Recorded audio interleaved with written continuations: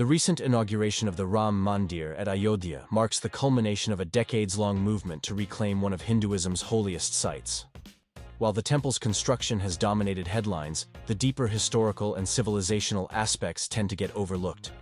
To understand the movement's significance, we must go back to where it all began: the late 16th century demolition of the Ram Mandir.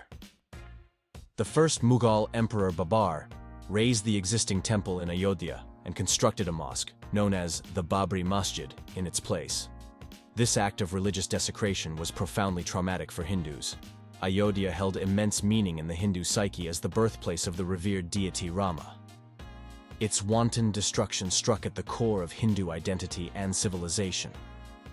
What happened afterwards is equally important. Hindus never acquiesced to the historical injustice. They continued worshipping at the site, indicating an unbroken connection with what they considered sacred land.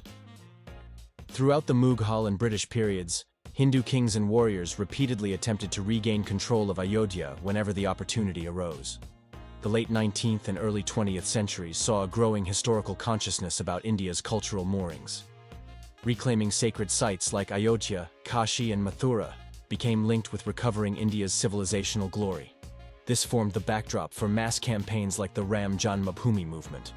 While the Vishwa Hindu Parishad (VHP) led the initiative, the sentiment it evoked was pan-Indian. The religio-cultural appeal drew together various sections of Hindu society behind a shared cause. The motive wasn't just to construct a temple, but to rectify the civilizational violation Babar had inflicted centuries ago. It was as much about historical redress as upholding Hindu identity and sacred values in the present. Restoring the site's original purpose was seen as spiritually redeeming. The Ram Janmabhoomi campaign followed mass mobilization, legal petitioning, as well as negotiations to resolve the dispute amicably. However, the court proceedings dragged on due to objections from Muslim petitioners, while consensus attempts failed due to contentious stances. As public impatience mounted, it culminated in the controversial 1992 demolition of the Babri Masjid. The legal aftermath continued all the way to the Supreme Court's landmark 2019 verdict, awarding the disputed site to Ram Lalla, the deity infant Rama. The judgment was enormously significant as it invoked religious belief and took cognizance of Hindu testimonies of unobstructed worship. Its civilizational empathy contrasted previous dismissals due to narrow technicalities. The prolonged movement thus succeeded in its larger goals. Hindus finally regained the Ram Janmabhoomi, which rightfully belonged to the deity Rama. Moreover, they were able to restore the sacred purpose for which the site was originally known. The inaugurated temple now stands as a civilizational beacon for a resurgent Hindu society. The Ramayana epic has been integral to Indian culture and Hindu faith since ancient times. Archaeological evidence corroborates Ayodhya's existence by the 4th century BCE, with references across Indian literature, art, and inscriptions. By the 3rd century CE, the story of Rama had spread beyond the subcontinent to Southeast Asia and China. The antiquity and geographic spread indicates the tale's pan-Indian civilizational appeal since millennia. There is also archaeological proof of early Ramayana-linked Hindu structures in Ayodhya. Inscriptions invoking Rama date back to the Gupta period, 4th century CE. Sculptural panels depicting the epic from the period have been found as well. The first recorded instance of temple destruction comes from the first wave of Islamic invasions in the 11th–12th centuries CE. The early Turkic and Afghan raiders targeted Hindu temples and mathas, which acted as cultural institutions. Chroniclers like Al-Biruni mention the mass killing of monks and destruction of Hindu and Buddhist sites during this period. Hindu dynasties like the Gahadavalas, who ruled over Ayodhya in the 12th century CE, offer more clues.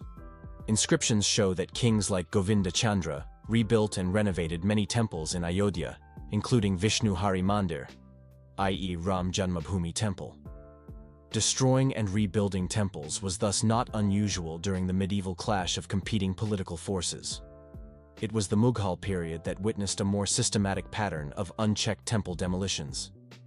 Persianate accounts like the Baburnama attest to Islamic iconoclasm being driven by religious zeal rather than just political motives earlier.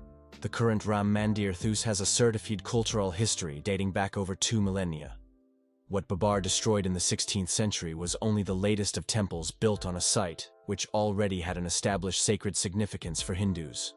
Following the original demolition, Hindu kings and warriors repeatedly attempted to regain control and rebuild the sacred site whenever Mughal power declined.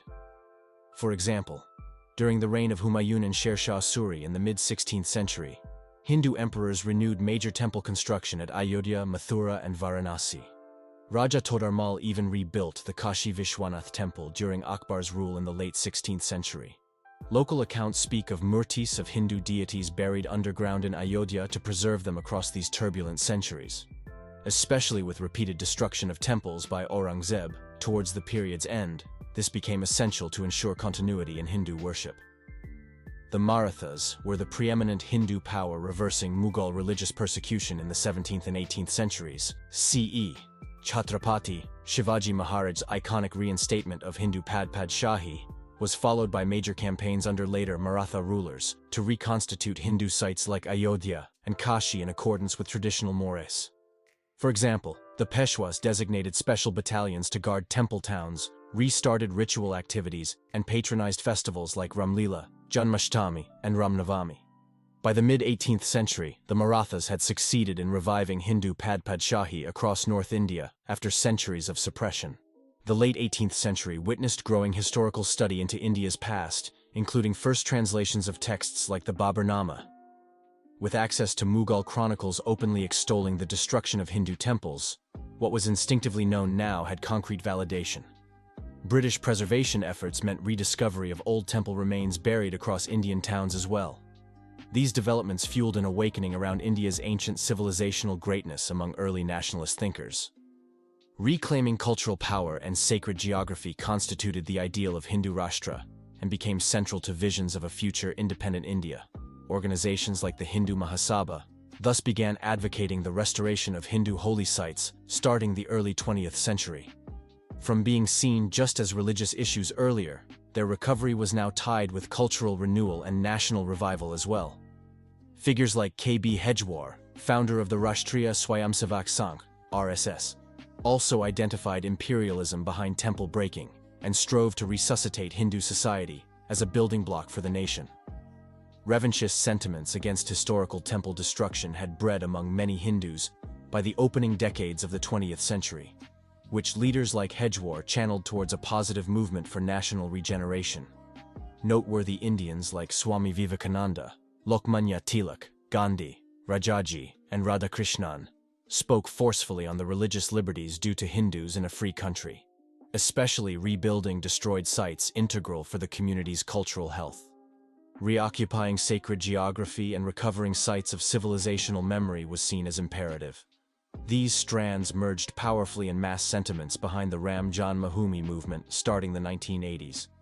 From 1975 onwards, eminent archaeologists like B.B. Lal, S.P. Gupta, and K.M. Srivastava undertook excavations that uncovered remains of massive Hindu temple complexes that stood at the site of the Babri Masjid. The unearthed pillar bases, decorated temple pieces, and Hindu iconography conclusively proved the location of the destroyed Ram Mandir. The clinching archaeological evidence came after the disputed mosque's demolition in 1992. Over 40 distinctive Hindu temple artifacts were found during excavations of the masjid rubble, conclusively verifying a temple's existence underneath. The most significant finding was that of the stone slab Vishnu Hari inscription from the mid-12th century CE. The 20-line Sanskrit script clearly recorded the construction of the temple in Ayodhya by Govindachandra of the Gahadavala dynasty. As epigraphists testified, verses specifically invoked the glorious temple as dedicated to Vishu. As the VHP-led Ram Mandir campaign intensified in the 1980s, both Hindu and Muslim groups resorted to the courts to establish their claims. The legal proceedings saw heated arguments from all sides. Hindu petitioners emphasized the site's sacred significance and presented supportive archaeological records. The Muslim plaintiffs tried contesting such evidence while questioning its religious necessity. Several attempts were also made towards reconciliation, like opening negotiations between Hindu and Muslim representatives. However, intractable disagreements over history or proposals for shared use meant consensus remained elusive. Meanwhile, the Allahabad High Court splitting the disputed land between Hindu and Muslim parties in 2010 led to further challenges. The case finally reached resolution in the Supreme Court verdict of 2019, unconditionally awarding the site to the Hindu plaintiffs. The court took into account the unblemished faith Hindus showed towards the site's sanctity. Moreover, it recognized Hinduism grants land and temples an independent legal status once consecrated, which cannot be challenged later. The verdict thus elected cultural impulse over narrow technicalities, which had derailed earlier judgments. This outcome was momentous as an authoritative acknowledgement of Hindus' continuous devotion towards the site for centuries despite attempts at political interference across ruling dispensations. The legal victory paved the way for righting the historical wrong committed by Babur and reviving Ayodhya's essential sacred character that got suppressed. The Ram Janmabhoomi movement brought forward certain key principles regarding India's civilizational ethos. Ancient Hindu sacred sites carry an immutable existential status for the community. They embody the land's sanctity itself, which believers revere. Violating their indigenous purpose jars the community's worldview tied with such geography. Site recovery thus involves deeper questions of identity and civilizational memory, beyond material possession alone. The calls for corrective justice stemmed from a history of unhealed social trauma among Hindus due to the initial desecration. Cultural breakage demands remedies aligned with community ethos. Mechanisms ignoring localized social precepts or imposing external norms typically fail. Solutions, reconciling customary Hindu law with issues of sacred space, had better outcomes as recent verdicts prove. Overall, the return of the sacred site based on traditional Hindu claims signifies the decolonization of Indian discourse from secular gatekeeping. It indicates civilizational stakes will get their due, whether as collective sentiments, religious practices, or ways of knowing. This promises a more empathetic approach towards India's heritage questions. The Ayodhya outcome paves the way for amicably resolving other lingering sacred site issues too. It displays how restoring India's civilizational ethos facilitates equitable outcomes benefiting diverse groups. The inaugurated Ram Mandir in Ayodhya is thus much more than a grand new temple. It stands as a testament to how persistent civilizational memories empower societies in reclaiming their cherished legacies. That's it for video.